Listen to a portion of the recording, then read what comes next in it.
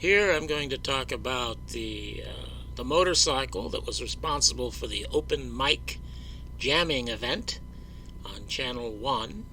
And just to reveal my bias here, I think this motorcycle was operated by Officer James H. Taylor, and that is he standing at Parkland Hospital afterwards, and that is his motorcycle, his three-wheel motorcycle nearby, and that he used the radio on that motorcycle to intentionally sabotage communications on the radio so that the assassins in Dealey Plaza could have privacy while they talked to each other to murder the president. And of course, when you're murdering the president, you do want your privacy.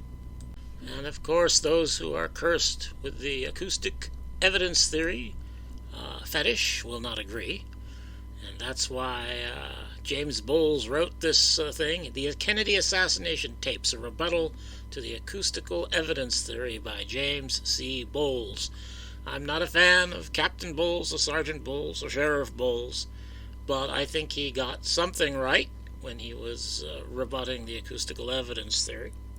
And one of his interests to me here is in Chapter 4, where it says, was it a two-wheel or a three-wheel motorcycle that had the open mic? And Bowles says it was a three-wheel motorcycle.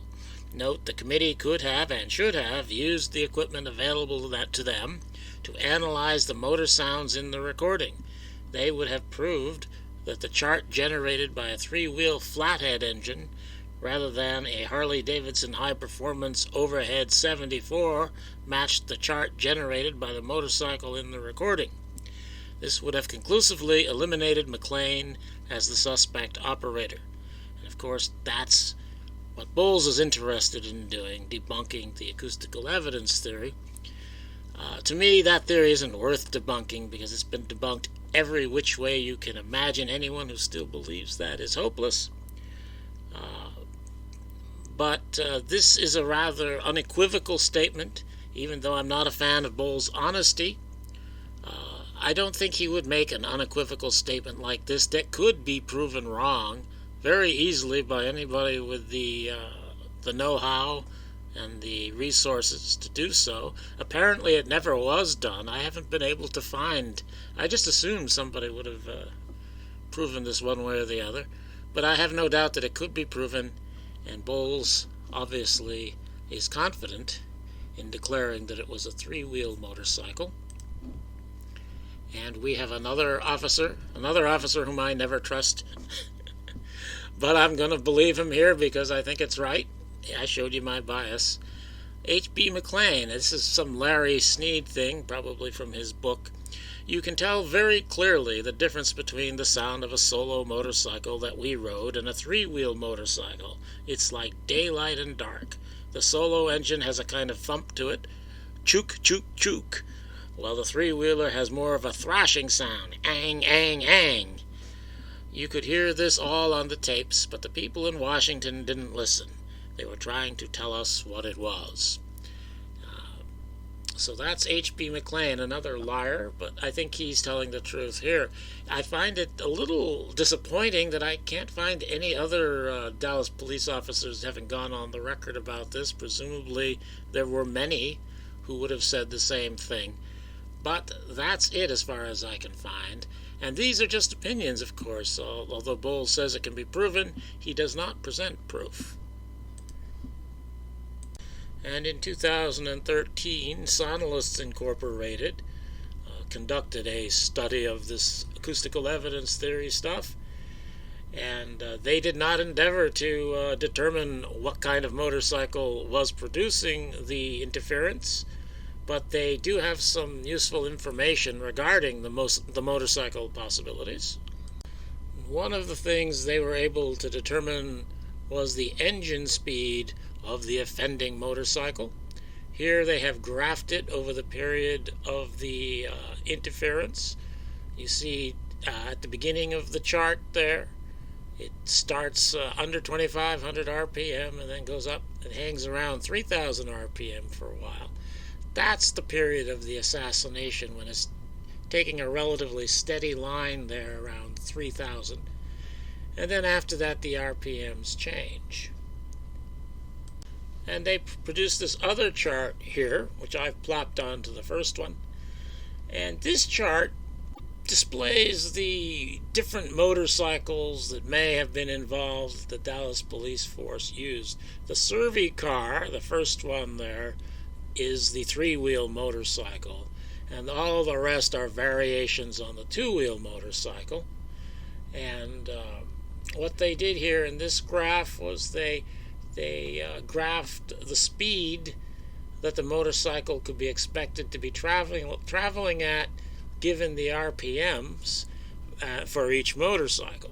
Now, what they are assuming that the motorcycle operator was driving in a normal manner, that is, that he wasn't, driving at 10 miles an hour at 3,000 RPM or something like that. That he would shift to a higher gear if his RPMs got high. So they're assuming normal sort of driving here, and I find this interesting, even though I don't need to disprove the acoustical evidence theory. But the three-wheel motorcycle in this period, where it's traveling around 3,000 RPM, you could expect to be traveling at about 40 miles per hour, whereas the two-wheel motorcycles will be up over 60 miles per hour, which is quite a difference. But notice that also that whatever the motorcycle is, it's got a minimum average speed here of about 40 miles per hour and a maximum of 60, and this is during the time of the assassination. So according to the sonolist analysis here, this precludes the possibility that the motorcycle was in the motorcade, because if it was in the motorcade, it wouldn't be going that fast. And of this period, they say, this period being the during the assassination and just preceding it, this time period contains the first 2 minutes of the open microphone portion of the recording. The long period of high-speed engine operation in this time period suggests the motorcycle is moving. A general increase in broadband noise is observed, and much of this appears to be uncorrelated with the motorcycle engine noise. The intensity of this uncorrelated noise increases with engine speed, and it is our conclusion that it likely is wind noise caused by turbulent airflow around a rapidly moving motorcycle. The presence of this noise also degrades as the signal-to-noise ratio for the engine noise signature in this time frame. So there is a possibility, which I entertained for my own theory, that the motorcycle could have been stationary and somebody could have been just depressing the accelerator and not have the transmission engaged. This apparently disproves that idea, because they think that according to their analysis, that they've got high-speed wind noise here. So it's not a stationary motorcycle, according to them, and it's not a slowly moving motorcycle. It's something that's going at least 40 miles an hour. And they're just talking about that first 2 minutes there. Afterwards, then the motorcycle does slow down and all that. But we're talking about that part I've got boxed in red on their graph. Now, I won't have enough time in my 15-minute video to do a full presentation of what I think about this, but I made this map here and I put their graph on it too. And up in the left-hand corner, the P over the blue there, that's Parkland Hospital. The MH over the yellow, that's Market Hall.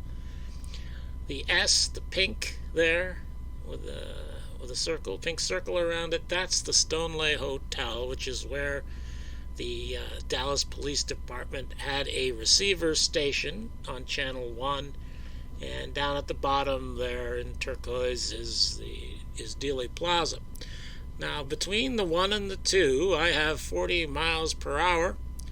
If a three-wheel motorcycle was traveling about from the 1 to the 2 at 40 miles an hour, which would be consistent with their graph and their interpretation of the speed it would be for a three-wheel motorcycle, then he would be traveling for about the same time that graph represents.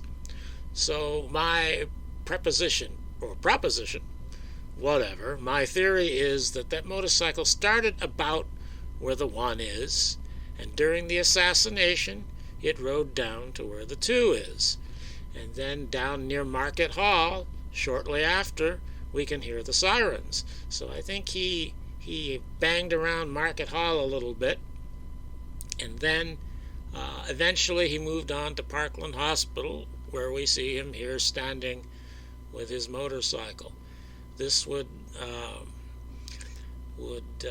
provide interference at the Stoneleigh Hotel, and less interference in Dealey Plaza. You might be able to hear static from him there, but you're going to have the receivers in Dealey Plaza, the walkie-talkies.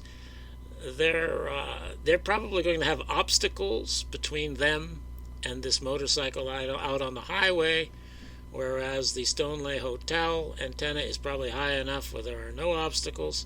So they could expect, and they probably did trial and error before the assassination, that a ride on a 3-wheel motorcycle at 40 miles an hour here would give them a particular amount of time for their assassination activities, and would cover their reception at the Stoneleigh Hotel, so that they would expect that their communications would not be recorded on the dictabelt machine. If you get the idea. I've got a little more time here. The reason I put it on the highway there is because the Sonolus analysis indicates highway travel for this microphone, and the only highway that makes sense on this graph, considering that we, in the later part of that first period, we hear the sirens, or after that first period, we hear the sirens. That means a highway where the guy ends up near Market Hall, where the motorcade is going by to Parkland Hospital. So that makes sense that he would end up at Market Hall, and so if he's using one highway and he ends up at Market Hall, it makes sense that he starts up northwest and comes down southeast to Market Hall. And if he had started in the south and gone north, then the interference would have been too strong in Dealey Plaza, I think, because he would have been starting very close to Dealey Plaza. So I think he has to be coming down from the north. Also, when Unit 38 is speaking during this period, is during when the interference is at its full height, and we can still hear 38. So I think that means that 38 is closer to the Stoneleigh Hotel than the motorcycle is. And since, we know 38's at Market Hall, that means the motorcycle has to be further away from the Stoneleigh Hotel than Market Hall. And again, that makes sense coming from the north and not from the south. 38. I tell some of those people involved in having this deal out here at Market Hall that there's people walking across southbound Stemmons here in front of the Marriott Hotel and all the way down south. So I think the fact that 38's signal is stronger than the motorcycle's signal, and the fact that 38 is close to Market Hall, then that means that Market Hall is closer to the Stoneleigh Hotel than the motorcycle is when the interference starts. And that means it started north and came south. Also, when you work it out here, the radio interference makes its last appearance at about 12:39,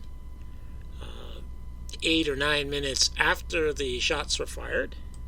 So I think that means that James Taylor arrived at Parkland Hospital sometime around 12:40, and I don't know what time the press bus arrived at the hospital, but I think it would be very shortly after 12:40, maybe around 12:40. But here we see the press bus has just arrived, and those people walking towards the hospital, towards the camera here, have come out of that press bus. So I think the timing works out very well with my number one suspect, James Taylor.